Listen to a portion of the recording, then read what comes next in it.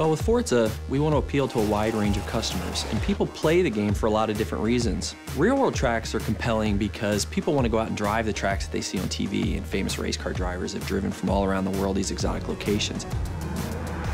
Hockenheim in particular was a great opportunity for us to get a track in Germany and have some balance across Europe.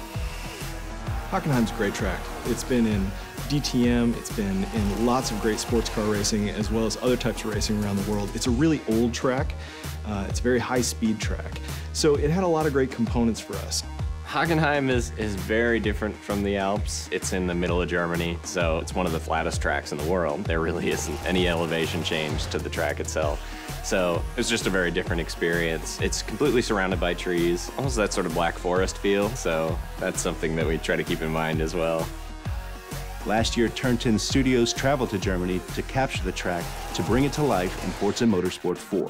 First thing we wanted to do was drive around the track and get multiple perspectives of video for reference, and that really helps us get a good feeling for the track and help the other artists that weren't fortunate enough to come on the trip to get a real perspective of how things correlate to one another.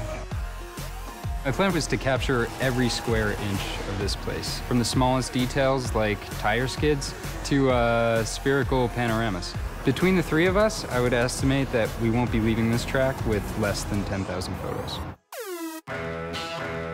We have many different techniques for capturing the track. One of them is that we lay down GPS splines.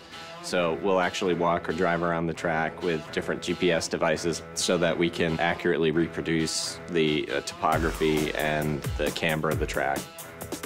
There's a guy that wears this military-grade GPS harness with his little antenna. It's sub-centimeter accurate on the horizontal and it's sub-foot accurate on the vertical. And he walks the edges of the tracks. The poor guy that has this has to walk the inner and outer loops of this circuit and then get the outer barrier so that we get the exact information of where the ribbon goes, where the curbing is, where the walls are, all the structures. Everything is inch perfect where this stuff exists, all the camber angles in the corners.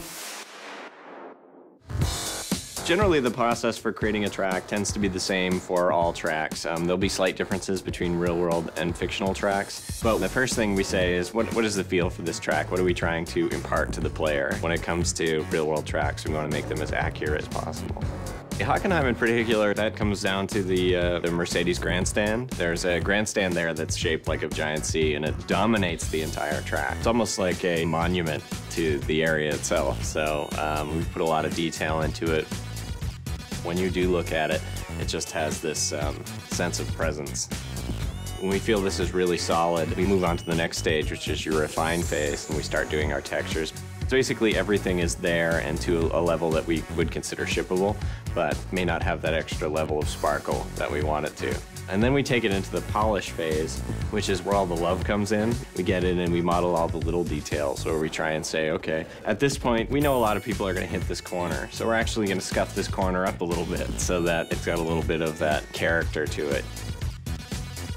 For the ultimate test, we'll bring in pro race drivers, guys like Gunnar Jeanette, who've actually raced on a lot of these tracks, to give us his feedback. Because it can be inch perfect, but he can be like, you know, I use this brake marker, this rubber strip, right before the curbing on this, and then I turn, and this seems like it's happening just a little bit late, or this bump isn't quite bad enough. This upsets my car when I go in over here. So we go in there and we make sure we get all those little subtleties right as well. So when you're racing a track like Hockenheim in the game, it's going to feel and look just like it does in the real world to real drivers. We've measured, we've filmed, and we've photographed. It's time to take all of that source material and bring it to life. Here it is in all its glory in Forza Motorsport 4, it's Hockenheim.